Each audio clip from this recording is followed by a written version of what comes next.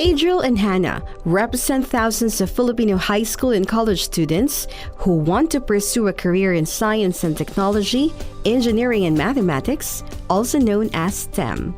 However, they were once afraid of science until their teachers and mentors helped them develop their knowledge and skills. Later on, they started dreaming of becoming the future scientists of our country. Actually, hindi ko alam kung kailan siya exactly nag-start.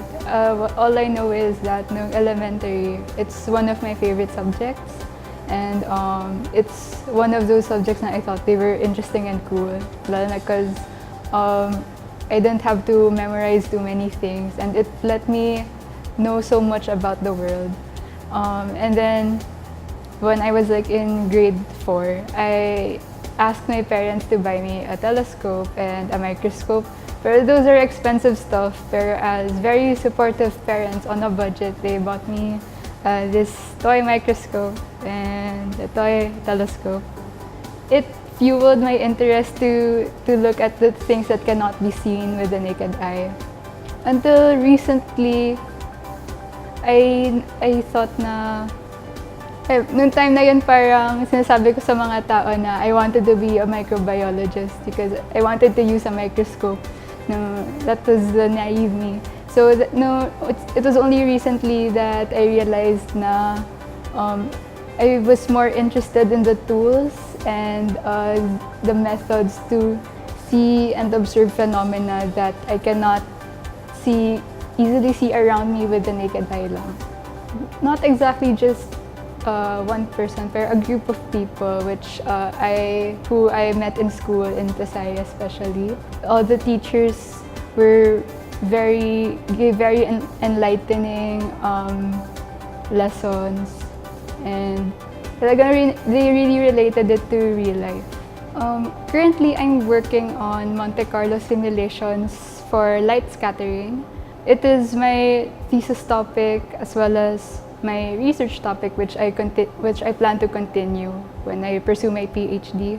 My interest in science definitely started during the times that we have experiments at school and hands-on activities wherein we see all of these theories coming to life. Like they work, and the idea that generations of students, of scientists have already replicated this, and then the same results always arise, just amazes me. Every time that we try to experiment on this idea, the result always comes the same, which is force equals to mass times acceleration.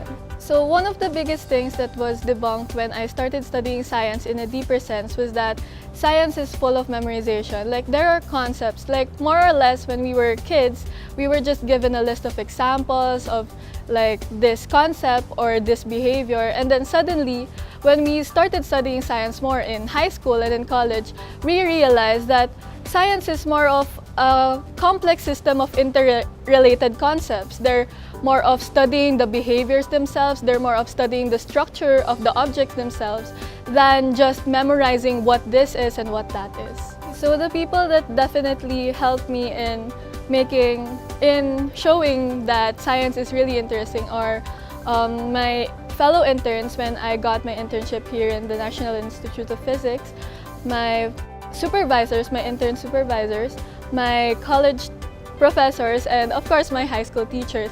They really made me see that science is really interesting and that science works and math works. So you can see science actually in a lot of things nowadays, like in movies, in comic books, for example, like when Flash or Superman time travel back and they change something in the past, once they get back into the present, there's a lot of things that can change. There's a lot of precautions, there's a lot of dangers. And the thing is that this concept can somehow be related to quantum mechanics.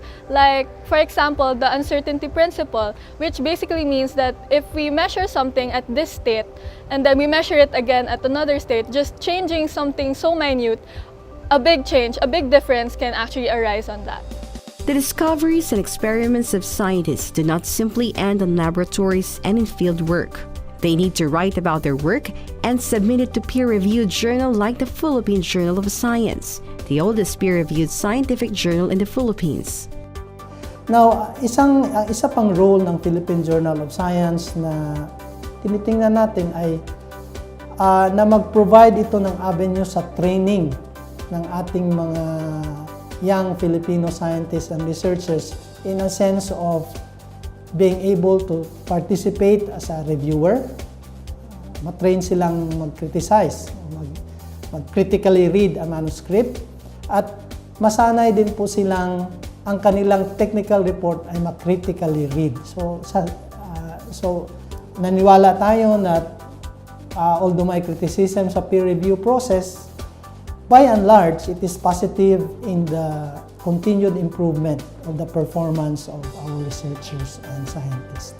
It's not easy to publish in a research journal, although na-realize din naman natin sa Philippine Journal of Science na habang bata pa yung isang scientist o researcher, kailangan niya ng guidance. So we would try to provide this guidance in the preparation of a manuscript, in having one's technical paper constructively peer-reviewed. Pwede naman po kasing critically reviewed ang paper na puro wala namang hindi alam ng writer o ng author how to improve it further.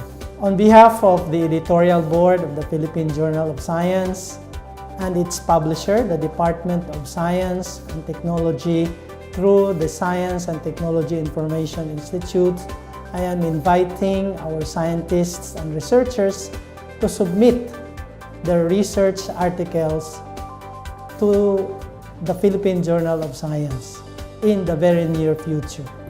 Thank you very much.